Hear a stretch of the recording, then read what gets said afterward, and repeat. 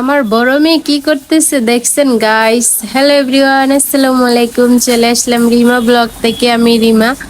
আর এই যে দেখেন রোজা একসাথে কয়টা বুরকা পরছে দেখছেন? তিনটা বুরকা পরছে, দুইটা বুরকা সেম সেম আর আরেকটা বুরকা অন্য কালারের। আর এই যে দেখেন ফারিস্তা ওর বড়াম্মুর কোলে কত দুষ্টুমি করতেছে।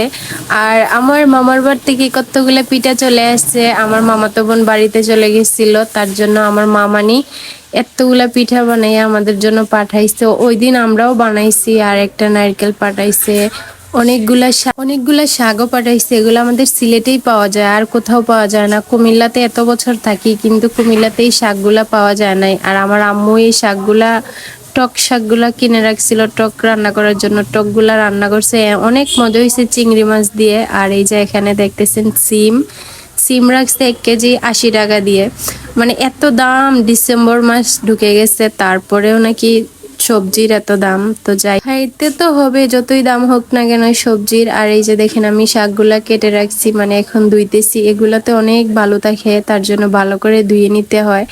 আর এই শাকটা রান্না করলে অনেক মজা হয়। আমাদের বাসার সবাই এই শাকটা অনেক পছন্দ করে, কারণ শীতের শুরুতে এই শাকগুলা খাইতে অনেক মজা লাগে, কিন্তু যখন লাস্ট হয়ে যায় তখন ভালো লাগে না। তারপরে আমরা খাইতে পারি নাই শীতের শুরুতে। আর আপু বাড়িতে গেছিল, তারপরে আমার মামা এগুলা কিনে দিছে। আর এই যে দেখেন এখানে রুই মাছ না, এগুলা কার্পু মাছ। ওই দিন একটা ভিডিওতে দেখাইছিলাম যে আমার আম্মু 4.5 কেজি মতন একটা কার্পু মাছ রাখছিল। এই মাছটার পিসগুলা বাজি করার পরে অনেক ছোট ছোট হয়ে গেছে। আসলে মাছ বাজি করলে অনেক ছোট হয়ে যায়। আর এই যে দেখেন এখানে আমি শাক রান্না করতে, এই শাক দিয়া মানে তোর তাজা মাছ দিয়ে রান্না করলে অনেক মজা লাগে। শাকগুলো আগে বাছছি, মানে তেল হালকা তেল দিয়া শাকগুলা বাইজা রাখছি। আর এই যে হলুদ মরিচ লবণ যা লাগে একটা তরকারিতে ওইগুলা দিয়ে আমি রান্না করে ফেলতেছি। ও খাওয়ার পরে অনেক মজা হয়েছে, সবাই গেতেছে যে অনেক মজা হয়েছে। আমি তো অনেক দিন পরে রান্না করি, মানে আমার মেয়ে পেটে আসার আগে তো আমি কখনোই রান্না করতাম না। আর এখন তো বাসায়ই থাকি, আর এখন রান্না বান্না নিয়ে একটু ব্যস্ত থাকি, মেয়েরে নিয়ে ব্যস্ত থাকি।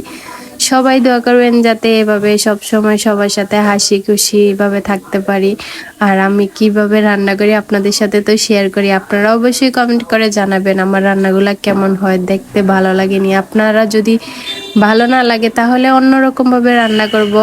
ইউটিউব দেখে দেখে প্রত্যেকটা রান্না শিখা, আসলে কেউ ধরে মানে শিখতে পারে না, আস্তে আস্তে যে কোনো জিনিস শিখতে হয়।